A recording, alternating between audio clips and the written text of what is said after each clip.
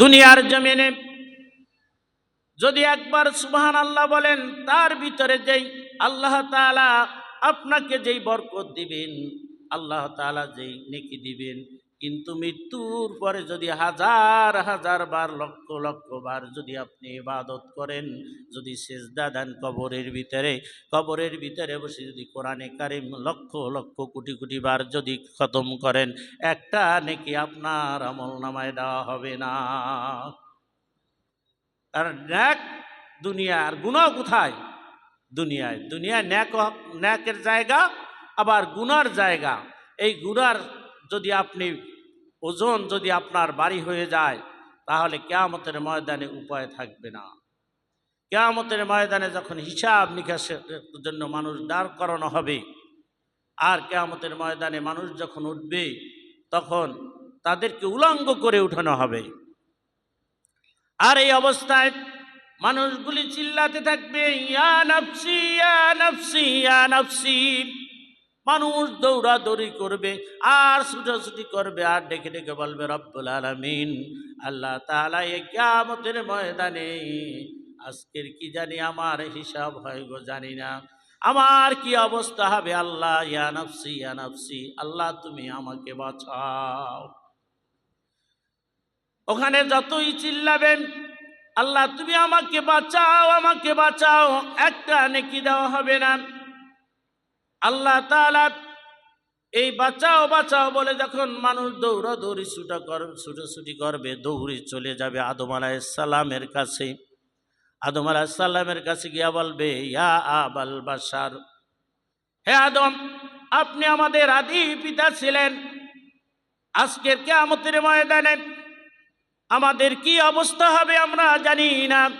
আজকের এই কিয়ামতের ময়দানে আপনি আমাদের জন্য আল্লাহর দরবারে সুপারিশ করেন, কারণ এই কিয়ামতের ময়দান বড় কঠিন ময়দান।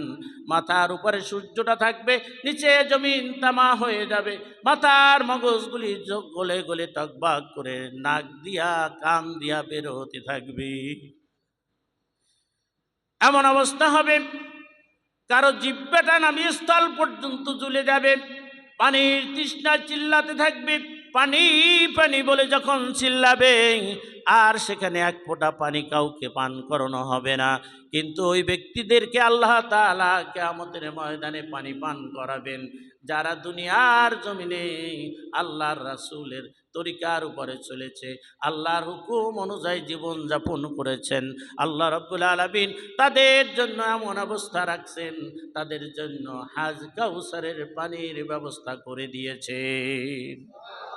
এজন্য আল্লাহ রাব্বুল আলামিন বলেছেন, ইন্না আ'তাইনাকাল কাউসার ফাসাল্লি লিরাব্বিকা ওয়ানহার। আমার ওই বান্দাদের জন্য এমন একটা কাউসার আমি দান করেছি, এমন একটা শরবত রেখে দিয়েছি, যেই শরবতটা দুনিয়ার জমিন থেকে বিদায় নিয়ে কবরে আসবে, কিয়ামতের ময়দানে যখন উঠবে, তখন আমি রব, আমি আল্লাহ তাআলা তাদেরকে এই হাউজে কাউসারের পানি আল্লাহ তাআলা আমি তাদেরকে পান করাইয়া দিব। এই কিয়ামতের ময়দানে যখন মানুষ ছুটে যাবে আদম আলাইহিস সালামের কাছে, বলবে, ইয়া আদম, ইয়া আবাল বাশার, আপনি আজকের আমাদেরকে সুপারিশ করুন, আজকের বিপদে পড়েছি, আজকের আমাদেরকে সাহায্য করার মতো কেউ নাই, আপনি আমাদের আদি পিতা, আপনি আমাদের জন্য সুপারিশ করুন। আদম আলাইহিস সালাম ডেকে বলবেন, আজকের কিয়ামতের ময়দানে আমার সাহস নাই আল্লাহর দরবারে কথা বলার, কারণ আমি আল্লাহ তাআলা আমাকে ওই জান্নাতের ভিতরে দিয়েছিলেন, আর আল্লাহ তাআলা বলেছেন, ওয়ালা তাকরাবা হাযিহিশ শাজারাতা ফাতাকুনা মিনাজ জালিমিন। হে আদম, তুমি এই জান্নাতের ভিতরে যত নাজ নেয়ামত আমি দিয়েছি, এই নাজ নেয়ামত তুমি ভক্ষণ করবে, কিন্তু ওই গাছটার নিকটও যাবে না। আল্লাহ নির্দেশ করে দিয়েছিলেন, নিষেধ করেছিলেন, কিন্তু আমি সেই নিষেধ, আমি ভুলের কারণে শয়তানের প্রবঞ্চনায় পড়ে আমি ওই গাছের নিকটে গিয়েছিলাম, আর সেই ফল ভক্ষণ করার কারণে আমি আল্লাহ তাআলার কাছে লজ্জিত হয়ে গেছিলাম। আজকের যদি আল্লাহর দরবারে আমার সাহস নাই আমি তার সামনে কথা বলার, তবে তোমরা চলে যাও ইব্রাহিম আলাইহিসসালাতু ওয়াসসালামের কাছে। ইব্রাহিম আলাইহিসসালামের কাছে সবাই দৌড়াতে শুরু করবে। দৌড়াতে দৌড়াতে গিয়া ইব্রাহিম আলাইহিসসালামের সামনে গিয়া হাজির হয়ে বলবে, হে আমাদের জাতির পিতা, আজকের আপনি আমাদের জন্য সুপারিশ করুন। তখন দুনিয়ার জমিনে বাংলাদেশের এমন একজন জাতির পিতা জন্মগ্রহণের জন্য চাপাইয়ে দিয়েছিল, ওই জাতির পিতার কাছে গেল একটা সাহায্য পাওয়া যাবে না। যাবে? দুনিয়ায় বানাইছিল কি? বাঙালি জাতির পিতা। সকলে বলি নাউজুবিল্লাহি মিন যালিক। মানুষদেরকে ঈমান হারা বানিয়েছিল, মানুষদেরকে ঈমান থেকে দূরে সরিয়েছিল। যারা তাদেরকে মেনেছিল আর যারা এই ঘোষণা দিয়েছিল, তারা যদি তওবা না করে যদি মৃত্যুবরণ করে, কাল কিয়ামতের ময়দানে ওর জন্য জান্নাত হারাম হয়ে যাবে, জান্নাত ও জাহান্নাম ওর জন্য ওয়াজিব হয়ে যাবে। মানুষদেরকে এমন অবস্থায় বানিয়েছিল, ঈমানটাকে ধ্বংস করেছিল। কিন্তু যেখানে আল্লাহ তাআলা ঘোষণা করেছেন মিল্লাত আবিকুম ইব্রাহিম হুয়া সাম্মাকুমুল মুসলিমুন, যে মুসলমানদের জাতির পিতা হলো ইব্রাহিম আলাইহিস সালাতু ওয়াস সালাম। আর সেখানে বাংলাদেশের ভিতরে মুসলমানের দেশে মুসলমানদের ঘাড়ের উপরে চড়িয়ে দিয়েছিল এমন একজন জাতির পিতা, যে মৃত্যুবরণ করার পরে মানুষ তার মৃত্যু শোনার পরে ইন্না লিল্লাহ বলে নাই। এমন ব্যক্তিকে চাপাইয়ে দিয়েছিল। আল্লাহ তাদেরকে ধ্বংস করেছে, তাদেরকে এই জমিন থেকে নাস্তে নাবুদ করে দিয়েছে। কিয়ামতের ময়দানে যখন ইব্রাহিম আলাইহিস সালামের কাছে যখন ছুটে যাবে, এই জাতির পিতা যারা মেনেছিল, জীবন গেছে তারপরও তারা মানে নাই, তারা ফাঁসির কাস্টে ঝুলেছে, কিন্তু তাদের জবান থেকে বের হয় না জাতির পিতা এই দেশের মানুষকে।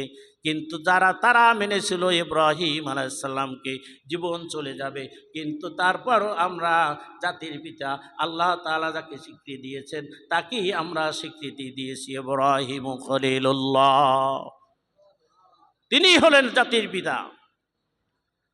আর ইব্রাহিম আলাইহিস সালামের কাছে যখন যাবে, ইব্রাহিম আলাইহিস সালাম ডেকে বলবে, ও আল্লাহর বান্দারা শুনে রাখুন, আজকের কিয়ামতের ময়দানে আমার সাহস হয় না আল্লাহর দরবারে তোমাদের জন্য সুপারিশ করার, কারণ আমার জন্য কি অবস্থায় আমি তো জানি না, আমার অবস্থা কি হবে আমি নিজেই বলতে পারি না।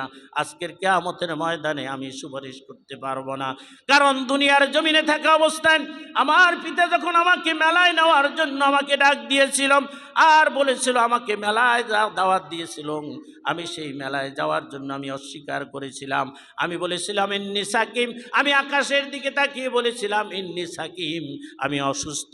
আজকের সেই কারণে আমি অথচ সুস্থ ছিলাম, তারপরও আমি তাদেরকে বলেছিলাম আমি অসুস্থ। আসলে বলেন, তার নবীরা কি কখনো মিথ্যা বলে?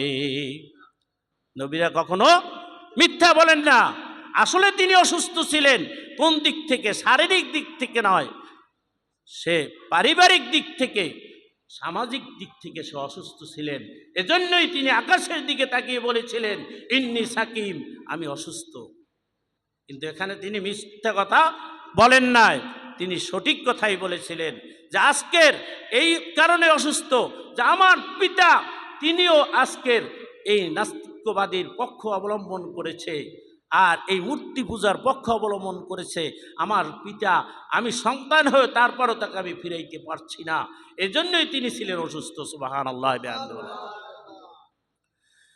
ইব্রাহিম আলাইহিস সালাম ডেকে বলবেন, ও আল্লাহর বান্দারা শুনে রাখো, আজকের কিয়ামতের ময়দানে আল্লাহর দরবারে আমার কথা বলার সাহস নাই, তবে তোমরা চলে যাও মুসা আলাইহিস সালামের কাছে। সবাই দৌড়ে যাবে মুসা আলাইহিস সালামের কাছে। মুসা আলাইহিস সালামের কাছে গিয়ে বলবেন, হে মুসা,